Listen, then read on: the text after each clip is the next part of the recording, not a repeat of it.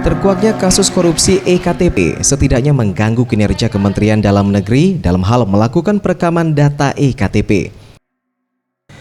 Menurut Cahyokumolo, Menteri Dalam Negeri ditemui usai membuka acara Musrenbang Sumsel RKPD Sumsel 2018 mengatakan, di tahun ini pemerintah telah melakukan penandatanganan kontrak dengan pemegang tender baru. Sejak akhir Maret 2017, saat ini sebanyak 172.046.858 orang atau 96,54% dari total penduduk Indonesia sudah melakukan perekaman EKTP. Dan 4,5 juta orang diketahui belum memiliki EKTP, 3,2 juta diantaranya belum melakukan perekaman. Kota Palembang hingga saat ini. Kami sudah mulai teken kontrak, sudah mulai cetak akhir Maret. Ini bertahap. Mudah-mudahan akhir tahun lebih kurang cetak kami 7 juta selesai.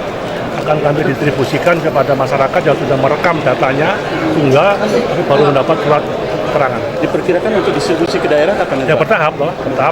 Nyetak kan nggak bisa langsung. Sekarang sudah 30% sudah mulai. Untuk tahun ini, Kemendagri melakukan tender pencetakan belangko EKTP untuk 7 juta jiwa, serta adanya penambahan melalui perekaman baru, penggantian EKTP hilang, dan faktor lainnya. Farel Dwi Satria, Sriwijaya TV.